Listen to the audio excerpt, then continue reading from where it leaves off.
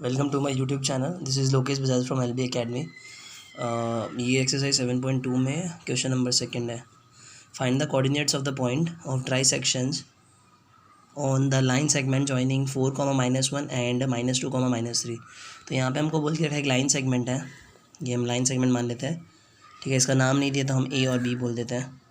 तो एक line segment है जिसका नाम है ए और बी। यहाँ पर इसके कोऑर्डिनेट दिए हैं 4, -1 एंड इसका कोऑर्डिनेट दिया है -2, -3। तो इस तरीके से हमको दो कोऑर्डिनेट्स दिए हैं, एक लाइन सेगमेंट की बात की है। Find the coordinate of a point of try section. अब ये ट्राई सेक्शन मतलब क्या होता है? पॉइंट ऑफ ट्राई सेक्शन मतलब इस लाइन पे है ना कुछ है ना पॉइंट्स हैं जो ट्राई सेक्शन बन रहे हैं। ट्राई सेक्शन मतलब यहाँ पे 3 इक्वल हिस्से कर रहे हैं, मतलब इस लाइन के 3 इक्वल हिस्से कर रहे हैं, वो बता रहे हैं। तो मानो एक यहाँ पर हिस्सा है और एक इस तरीके से हिस्सा है। यहाँ पे 2 कट करने से अपने आप 3 हिस्से बन जाते हैं, एक यहाँ से 2 और यहाँ से 3। तो ये ट्राई सेक्शंस हो गए। तो इसको हमके इसके कोऑर्डिनेट्स निकालने हैं। देखो क्या लिखा है, फाइंड द कोऑर्डिनेट। तो वो कोऑर्डिनेट निकाल रहे हैं, किसके निकाल रहे हैं? Point of try section. तो ये पॉइंट ऑफ ट्राई सेक्शंस हैं। देखो 1, 2 और 3 सेक्शंस बन गए इसके, और इसका जो कोऑर्डिनेट है वो यहाँ पे आएगा और इसका जो कोऑर्डिनेट होगा वो यहाँ पे आएगा। कुछ एक्स होगा, इसका वाई होगा। ठीक है, अब मेरे को सबसे पहले इसके कोऑर्डिनेट निकालने हैं। हमको एक फॉर्मूला पता है, कौन सा फॉर्मूला है? एक्स निकालने का, एक्स कोऑर्डिनेट निकालने का फॉर्मूला क्या होता है? वही m1 m2 m1 plus m2। इस तरीके से हम लोग लिखते थे पहले। फिर क्या करते थे, यहाँ पे x2 डालते थे और यहाँ प्लस और यहाँ पे x1 डालते थे। इस तरीके से सेम इस तरीके से y का भी निकलता था, तो हम y का भी यहाँ पे कर देते हैं। y का कैसे निकलेगा? y का कोऑर्डिनेट इस वाले के लिए तो m1 m2 m1 plus m2 इस तरीके से हम लिख देंगे। फिर यहाँ पे y2 लिख देंगे, यहाँ पे प्लस यहाँ पे y1। x है तो x1 x2 लिखेंगे और y है तो y1 y2 लिखेंगे। अब यहाँ पर अगर मुझे ये निकालना है तो इस तरीके से ये फॉर्मूला लगाना पड़ेगा। बट सबसे मेन आता है इसका रेशियो क्या होगा, क्योंकि हमको x1 और x2 पता है और y1 और y2 पता है, ये सब हमको पता है। बस हमको ये नहीं पता कि इसका रेशियो क्या है, और इस फॉर्मूले में m1 m2 रेशियो को डिनोट करते हैं। तो यहाँ पर एक चीज़ समझो, ये पॉइंट है ना, ये 3 इक्वल पार्ट्स हो गए। ट्राई सेक्शन मतलब क्या होता है? 3 इक्वल पार्ट।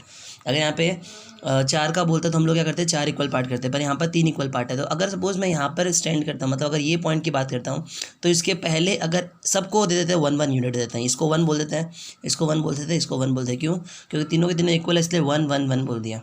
ठीक है, अब देखो अगर सपोज मैं यहाँ पर रहता हूँ तो एक इक्वल हिस्सा आगे है और 2 इक्वल हिस्से पीछे हैं। तो यहाँ पर जो रेशियो बन रहा है वो 1:2 का बन रहा है। समझ में आ रहा है कैसे क्या आपस है? जैसे अगर सपोज़ मैं यहाँ पे स्टैंड करता हूँ इस पॉइंट पे, तो इस पॉइंट के आगे एक हिस्सा है, एक इक्वल हिस्सा है और पीछे 2 इक्वल हिस्से हैं, मतलब इससे डबल है। तो हमने क्या बोला, आगे अगर 1 तो पीछे 2, तो 1:2 का रेशियो मिल गया। तो हमारा m1 आ गया एक बार के लिए 1 और m2 आ गया हमारा 2। ठीक है, तो 1 और 2 रेशियो बन गया। तो इसे हम फटाफट पुट करते हैं। अब हमको ये पता है ये x1 है, ये y1, ये x2 और ये y2। तो इस तरीके से फटाफट पुट कर लेते हैं। यहाँ पे m1 m2 लिखा था, m1 1 और 2 है, तो हम वैसे लिखेंगे 1 2 1 प्लस 2। ठीक है, अब 1 को किसी का मल्टीप्लाई x2 के साथ मल्टीप्लाई, x2 क्या है? -2 है, तो ये -2 प्लस। अब यहाँ पे x1 क्या है? 4 है, तो यहाँ पे 4 से मल्टीप्लाई करेंगे, तब क्या होगा? -2 1 जा -2 और प्लस का प्लस 2 8 हो जाएगा, और यहाँ पे 3। तो -2 + 8 = 6, क्योंकि एक प्लस एक माइनस है तो माइनस किया तो 6 है, और बड़ा कौन सा 3, तो यहाँ पे बड़ा कौन सा 8, तो ये प्लस का साइन लग गया। तो यहाँ पे आंसर गया 2, तो इसका कोऑर्डिनेट मिल गया हमको 2। इस तरीके से इसमें भी ऐसे ही करेंगे, रेशियो सेम ही रहने वाला है 1 और 2 का, तो हम पहले वही पुट करेंगे 1 2 1 + 2। अब 1 को क्या करेंगे, किससे मल्टीप्लाई करेंगे? y2 से। y2 का है -3 प्लस, अब y1 क्या है इधर? -1। ठीक है, तो इस तरीके से हम रखेंगे यहाँ पे। तो ये क्या होगा यहाँ पे, -3 × 1 इज़ -3 और -2 × -1 इज़ -2 अपॉन +1 + 2 तो 3 हो गया। तो आंसर आ गया -5/3। तो हमारी कोऑर्डिनेट पॉइंट अपॉन में आ सकता है 5/3। तो हमको एक कोऑर्डिनेट मिल गया। इस तरीके से इसका भी ऐसे ही फाइंड करेंगे, पर यहाँ पे इस रेशियो चेंज हो जाएगा, क्योंकि यहाँ पर हम जब खड़े थे तो आगे एक इक्वल हिस्सा था और पीछे 2 इक्वल हिस्से थे, तो 1:2 का रेशियो निकला। बट यहाँ पर जब स्टैंड करेंगे हम लोग, तो इस तरीके से हम लोग ये सॉल्व हो गया। अब इस तरीके से यहाँ पे अगर खड़े रहते हैं हम लोग, अगर सपोज इस पॉइंट की बात करते हैं, तो इसके आगे इस बार 2 इक्वल हिस्से हैं और पीछे एक इक्वल हिस्सा है, इसका मतलब रेशियो हो गया, आगे 2 है और 1 है, तो रेशियो आ जाएगा 2:1। 2:1 का रेशियो आ गया। तो हम लोग को यहाँ पर वापस लिखना पड़ेगा, हमारा m1 है 2 और m2 है 1। ठीक है, वापस से फॉर्मूला तो यही रहने वाला है इसका, तो हम लोग फॉर्मूला लगा देंगे x = साथ में बोलना है m1 m2 m1 plus m2, ठीक है। और यहाँ पे हम क्या रखेंगे x2, वेरी गुड, और यहाँ पे x1, ठीक है। इस तरीके से यहाँ पे भी रखेंगे, तो इसको भी कैसे रखेंगे, m1 m2 m1 plus m2, इस तरीके से हमने रख दिया। अब हम क्या करेंगे, यहाँ पर लगाएंगे y, x नहीं लगाएंगे क्योंकि y का चल रहा है, तो y2 प्लस y1, तो इस तरीके से फॉर्मूला आ गया। x1 x2 y1 y2 ये जितने भी रहे तो सेम रहने वाले, बस रेशियो चेंज होता है हर बार, ठीक है। तो इस 2:1 है, तो पहले हम वही रखेंगे 2 1 2 प्लस 1।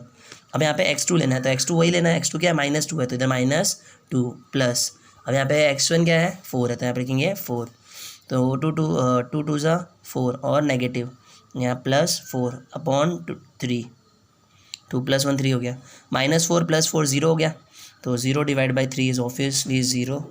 इस तरीके से हम लोग यहाँ पे भी करते हैं। m1 m2 वापस से 2 1 2 + 1, फिर यहाँ पे y2 बोल के रखा है, y2 है -3 प्लस, और यहाँ पे y1 कितना है, y1 है -1, ठीक है। अब हम सॉल्व करते हैं, ये -6 और 1 × -1 is -1 divide by 2 + 3 is 2 + 1 is 3, तो -7/3। तो इससे कोऑर्डिनेट्स क्या क्या हो गए, एक हो गया 0 और एक हो गया -7/3।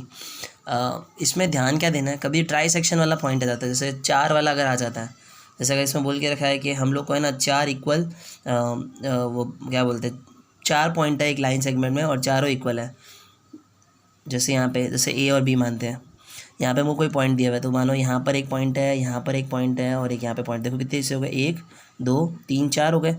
अब रेशियो मानो 2:4 दिया है, यहाँ पे दिया है 3:6 दिया है, ऐसा कुछ हमको दिया हुआ है। अब बोला है इसके ना 4 पॉइंट है, सबके कोऑर्डिनेट्स निकालो, इसके 2 कोऑर्डिनेट्स निकालो, इस तरीके से यहाँ पे 2 कोऑर्डिनेट्स निकालो, इस तरीके से यहाँ पे 2 कोऑर्डिनेट निकालो। तो इसमें करना क्या है, तुम लोगों को वापस से वही चीज़ सोचनी है कि हम अगर यहाँ पे इस पॉइंट पे हैं तो इसके आगे एक इक्वल हिस्सा है और पीछे कितने हिस्से हैं, 1 2 और 3, तो हमारा रेशियो यहाँ पे बनेगा 1:3। क्या बनेगा, 1:3। जब हम यहाँ पे स्टैंड करेंगे तो देखेंगे आगे 2 इक्वल हिस्से हैं और पीछे भी 2 इक्वल हिस्से हैं, तो रेशियो बनेगा 2:2, ठीक है। इसको 1:1 भी बोल सकते हैं क्योंकि इक्वल है ना, इसके लिए। अगर जब हम यहाँ पे स्टैंड करेंगे तो इसका रेशियो क्या होगा, तो देखो कितने हिस्से आगे इक्वल है, 1 ये 2 एंड 3, तो हम बोलेंगे 3 इक्वल हिस्से आगे है और 1 इक्वल हिस्सा पीछे है, तो 3:1 बन जाएगा। Thank you friends.